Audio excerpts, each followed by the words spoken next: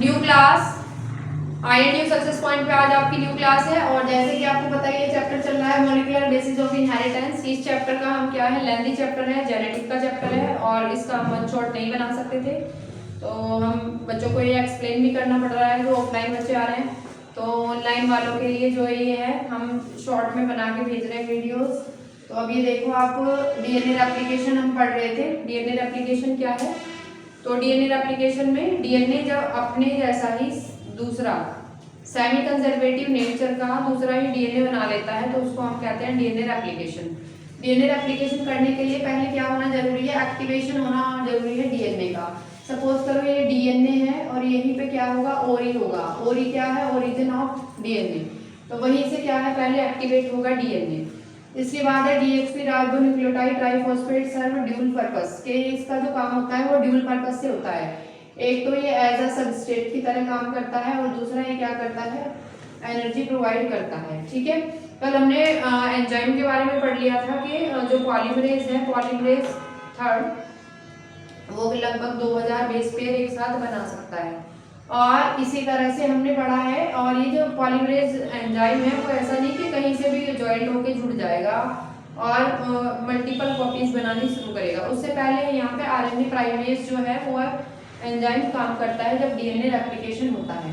तो हम यहाँ देख लेते हैं इस तरह से, ये डीएनए है, तो इसके 5 प्राइम टू 3 प्राइम ऊपर नीचे इसका जस्ट अपोजिट होगा। हम वॉटसन और क्रिक ने बताया है कि ये डबल हेलिक्स स्ट्रक्चर होती है, इस तरह से होता है। तो अगर ये 5 प्राइम है तो ये 3 प्राइम होगा, ये आपको पता ही है। जब हम इसको खोलेंगे ये एक्टिवेट होगा, खुलेगा, ये अनबाइंडिंग करेगा, तो ये एज अ लैडर दिखाई देगा। एज अ लैडर ये सीढ़ी की तरह दिखाई देगा। अब ये जो है, जो बैकबोन है, जो दोनों लैडर का बेस है, ये बना होता है किस चीज का, ये बना होता है हमारा phosphate plus sugar. Phosphate plus sugar का बना होता है और ग्लाइकोसिडिक बॉन्ड से जुड़े रहते हैं आपस में। फिर ये जो अंदर वाला मेटल है, ये हमने बताया था, ये बने होते हैं नाइट्रोजनस बेस के। और जो नाइट्रोजनस बेस है, कल भी हमने बात की थी, ये बने होते हैं दो, प्यूरिन और pyrimidine। दो नाइट्रोजनस बेस होते हैं, प्यूरिन और pyrimidine, तो इनसे ये बनते हैं। और किससे जुड़े रहते हैं ये जुड़े रहते हैं हाइड्रोजन बॉन्ड से। किससे कनेक्ट होंगे, हाइड्रोजन बॉन्ड से कनेक्ट होंगे।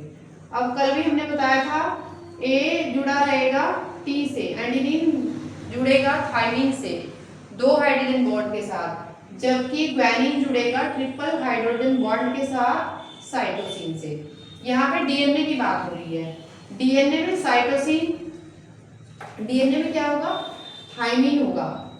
और यहाँ पे हम देख लेंगे कि आरएनए में क्या होगा, आरएनए में जो होगा यूरेसिल होगा, वहां पे थाइमिन नहीं होगा। ठीक है, ये चीजें हमें याद रखनी है। अब हम देख लेते हैं, जो पूरा का पूरा डीएनए है वो एक साथ अनबाइंडिंग नहीं करेगा। और ये इस तरह से जब अनबाइंडिंग करता है, तो आपने देखा होगा, सपोज करो आपके घर में रस्सी है, रस्सी को जब आप खोलते हैं तो वो क्या होता है, पीछे से उसमें वो एक तरह से टेंस करता है, दोबारा से कॉइल होने की कोशिश करता है। तो यहाँ पे जब हम डीएनए को खोलेंगे, पहले एक्टिवेट होगा डीएनए, फिर डीएनए खुलना स्टार्ट होगा। पूरा का पूरा डीएनए एक साथ नहीं खुलेगा, एक साथ डीएनए फॉर्म नहीं होगा।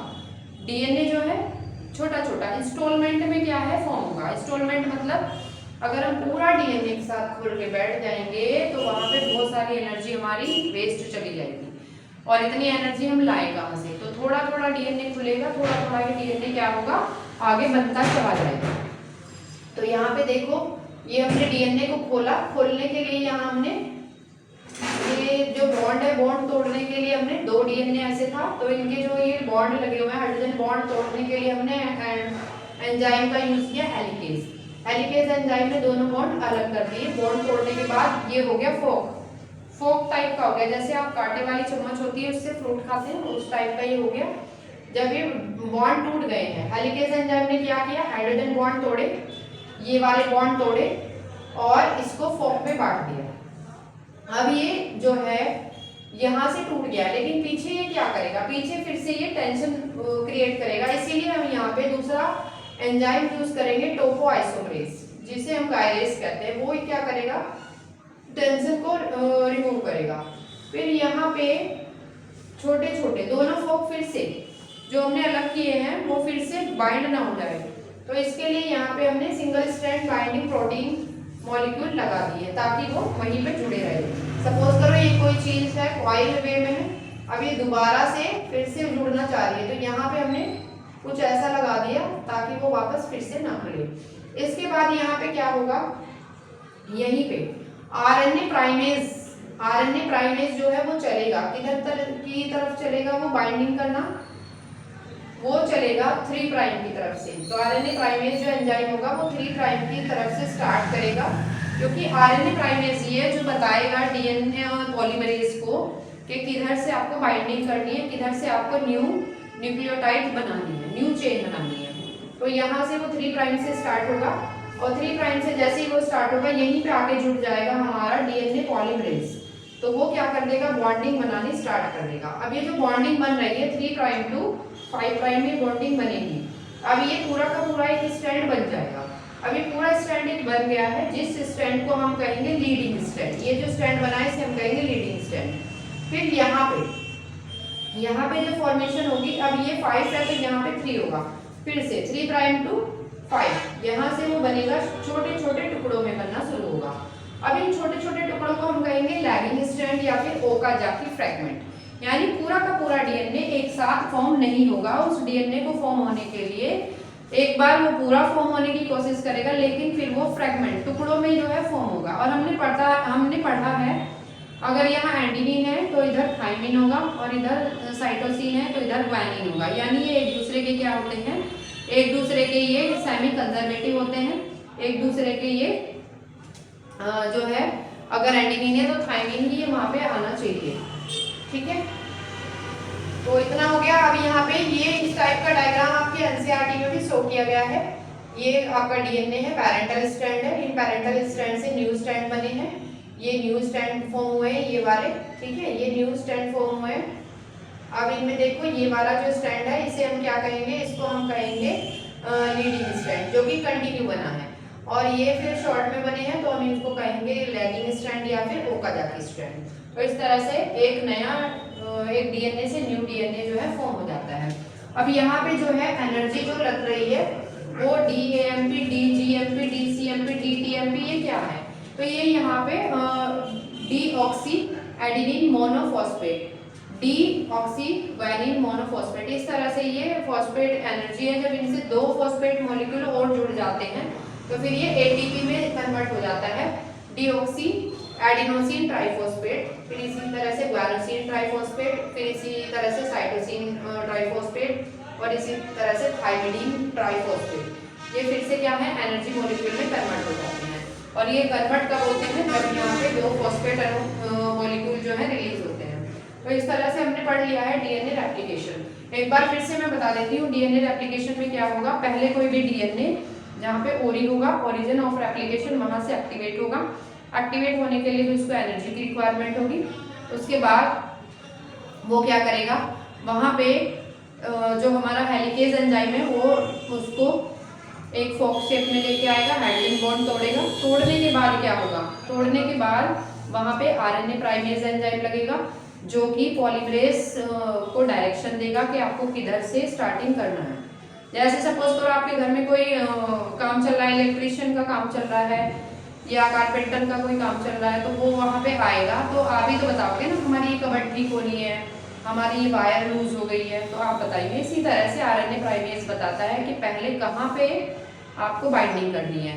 तो क्योंकि पॉलीमरेज का काम क्या है, बेस पेयर बनाना, ए है तो टी जोड़ देगा, जी है तो सी जोड़ देगा, इस तरह से काम करना।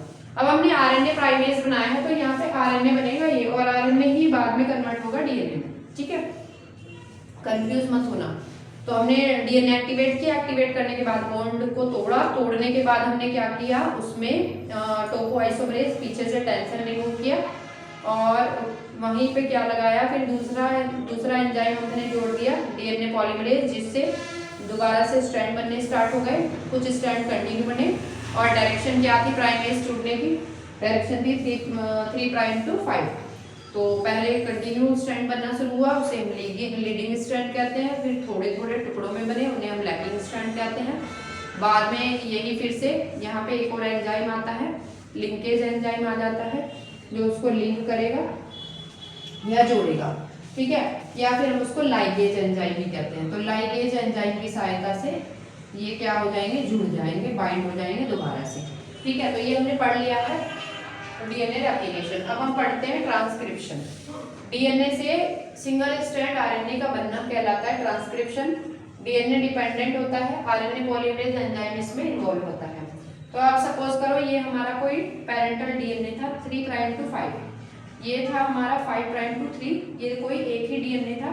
अब इसके जो कॉम्प्लीमेंट्री बने हैं, कॉम्प्लीमेंट्री का मतलब है अब ये आरएनए बन रहा है तो यहाँ एडेनिन के सामने थाइमिन नहीं होगा, क्योंकि हमने पढ़ा है आरएनए में क्या होगा, आरएनए में यूरेसिल होगा और डीएनए में क्या होगा, डीएनए में होगा हमारे थाइमिन। ये चीजें ध्यान रखने वाली है।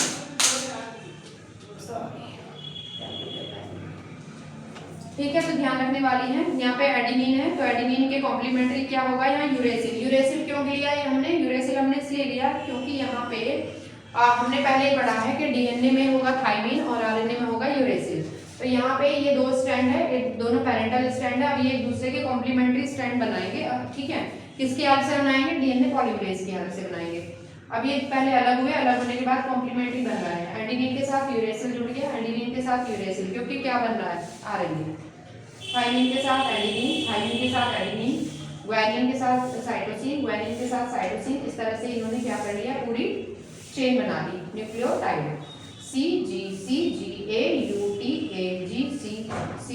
ठीक है, इसी तरह से यहाँ दूसरा जो स्ट्रैंड है वो भी कॉम्प्लीमेंट्री बना रहा है। यहाँ TT है तो T को यानी थाइमिन को किसके साथ जोड़ा जाएगा, बाइंड किया जाएगा एडेनिन के साथ, फिर एडेनिन को यूरेसिल के साथ, फिर ग्वानिन को थाइमिन साइटोसिन के साथ, फिर ग्वानिन को साइटोसिन के साथ, थाइमिन को एडेनिन के साथ, एडेनिन को यूरेसिल के साथ, और फिर साइटोसिन को ग्वानिन के साथ और ग्वानिन को साइटोसिन के साथ। इस तरह से कॉम्प्लीमेंट्री बनेंगे तो इस तरह से नए डीएनए बन जाएंगे।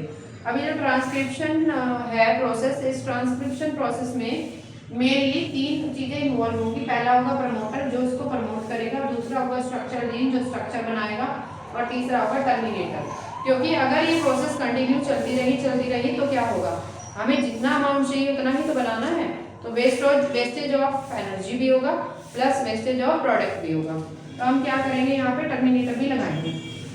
और मेनली जो है स्टार्टिंग पॉइंट होगा AUG, मिथियोनिन जिसे कहते हैं, और उगा, ये हमारे टर्मिनेटर होते हैं। जहाँ भी होंगे वो जो प्रोसेस से रुक जाएगा। अभी यहाँ पे देखो ये डीएनए है, पैरेंटल डीएनए है 5 प्राइम 3 प्राइम, ये 3 प्राइम 5 प्राइम। ठीक है, यहाँ पे ये जो लगा हुआ है ये प्रमोटर है। ठीक है, और प्रमोटर क्या कर रहा है, प्रमोट कर रहा है कि डीएनए जो ट्रांसक्रिप्शन का प्रोसेस है वो स्टार्ट हो जाए। यहाँ पे ये हमारे स्ट्रक्चर जीन है। अगर यहाँ एडेनिन है तो यहाँ A के साथ में क्या आएगा, U आ जाएगा। यहाँ थाइमिन है तो क्या आ जाएगा, A आ जाएगा। इस तरह से ये एक दूसरे के क्या बनाएंगे, स्ट्रक्चर बनाएंगे और एक तरह से बॉन्डिंग करने में हेल्पफुल होंगे। यानी सेमी कंजर्वेटिव आपने पढ़ाई है, आधा पार्ट पेरेंट से आएगा और आधा पार्ट वो खुद फॉर्म करेगा। ठीक है, इसके बाद यहाँ पे क्या है, ये अब स्ट्रीम है, ऊपर की तरफ जाएगा, डाउन स्ट्रीम है, आगे की तरफ बढ़ेगा।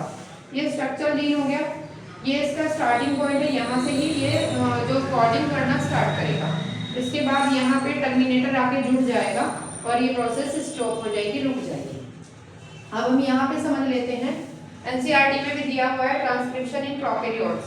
प्रोकैरियोट्स यानी जो हमारे यूनिसेलुलर ऑर्गेनिज्म में बैक्टीरिया वगैरह, उनमें ट्रांसक्रिप्शन कैसे होता है। प्रोटीन वगैरह तो उनमें भी बनती होगी ना, उनमें भी डीएनए है, लेकिन उनका डीएनए हो सकता है कि सिंगल स्ट्रैंडेड भी हो सकता है ना, डबल स्ट्रैंडेड भी हो सकता है।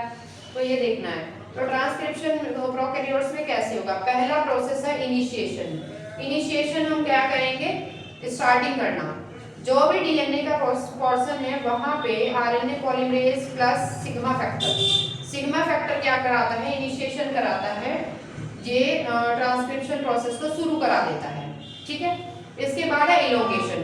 चीजें शुरू हो गई है, अब वो कोडिंग करना स्टार्ट करेगा, ए के साथ टी के साथ जी, इसकी तरह से वो कंटिन्यू इलोंगेट होगा यानी आगे बढ़ता रहेगा। इसके बाद है तीसरा पॉइंट टर्मिनेशन। इसमें टर्मिनेशन में जो यहाँ पे रोबो फैक्टर है वो क्या कर देगा, इसको प्रोसेस को टर्मिनेट कर देगा यानी रोक देगा, यहीं पे आके ये क्या है, रुक जाएगा। तो आज हमने पढ़ लिया है, क्या पढ़ा है हमने, रेप्लिकेशन कैसे होगा, इजी वे में बहुत अच्छे से रेप्लिकेशन पढ़ा है, प्लस हमने पढ़ा है कि जो ट्रांसक्रिप्शन का प्रोसेस है वो कैसे होता है। तो ट्रांसक्रिप्शन ध्यान रखेंगे, बहुत इजी प्रोसेस है, डीएनए से सिंगल स्ट्रैंडेड आरएनए का बनना, और आरएनए में क्या यूज होगा, यूरेसिल, और डीएनए में क्या यूज होगा, थाइमिन। तो इसी तरह से पढ़ते रहें, कंटिन्यू अपनी तैयारी करते रहें, और दैट्स ऑल, थैंक यू।